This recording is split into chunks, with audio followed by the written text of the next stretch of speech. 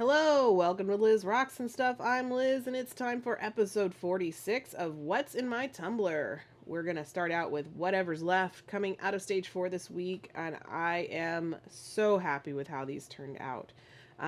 If anybody's curious, I'm feeling a little better this week. My voice is still a little strange, but it is what it is. So we're going to get these rinsed off, and then we're going to put them into a soap cycle to get them all clean. And then we'll look at how shiny these got. And I gotta say, the ones I knew weren't going to be shiny were not shiny, and everything else turned out amazing. So we're going to get everything put back in. I did find one rock that was potentially broken. Looking at it now, I don't think it was, but I took it out anyway, and just didn't move it through the cleaning cycle. So we're going to get some water in there, get the borax, and then a lid put on, and it's going to go and tumble for just a few hours. Again, I don't do my cleaning cycles for a super long time. It's just a few hours. It's all it needs. So there it is coming out of the cleaning burnishing cycle. We're going to get all of that rinsed off. And then the first thing we're going to do is pour everything out and try to sort the media from the rocks. So I'm going to speed through this pretty quick. It did take me quite a while to pull out all of the bigger rocks. Luckily, this one didn't have any of the tiny chips in it, so I didn't have to worry too much about that. But get all of that moved off. Then I'm going to take the rocks, put them on a different towel so that I can take the media and let it dry out before I put it into its container. So I am going to show a few of these rocks after I dry them off real quick.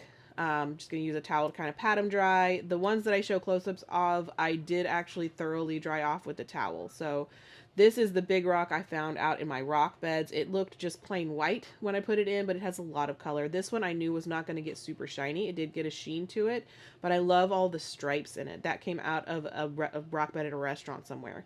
And then this is a quartz. It may be the Gearsol Opal I did a while back, but all of these turned out really, really nicely.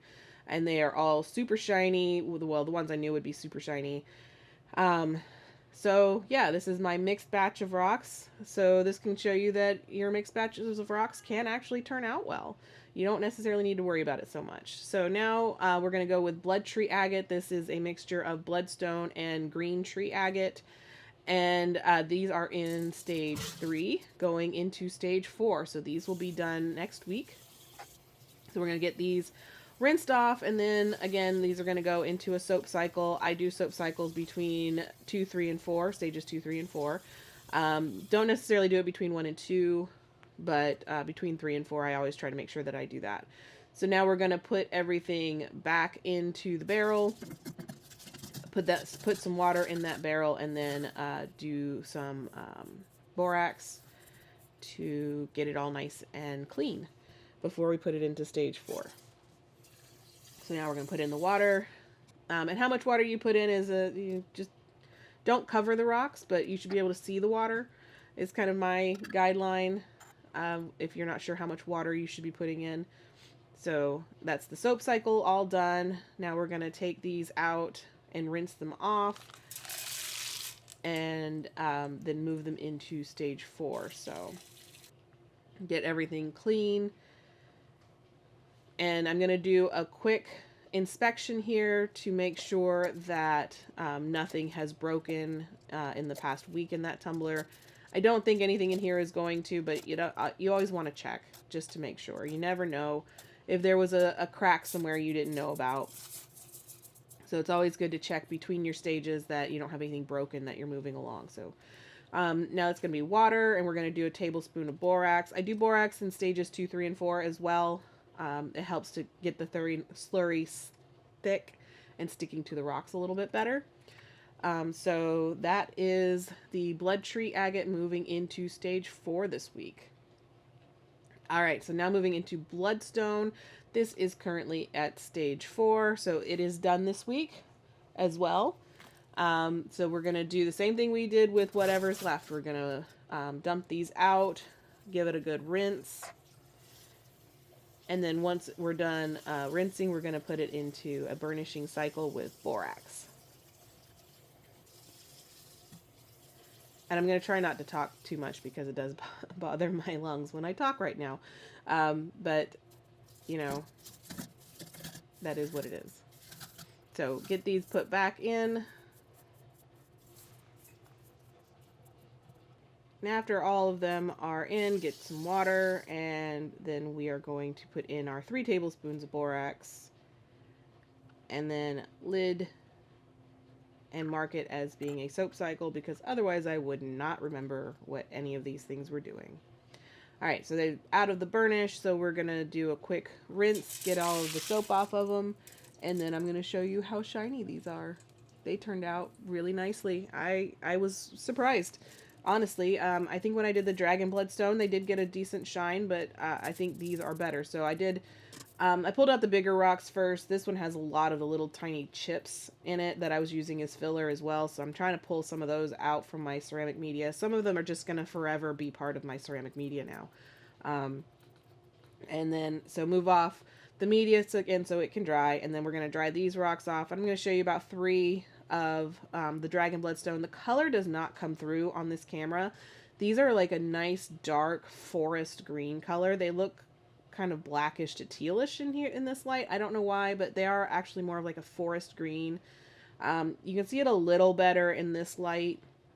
They do look more blue on the camera than they are in person, but they are dark green, and I really, really like them. These are completely dry, so they turned out really nicely. And then those are the chips that I pulled out that I am going to use for other things.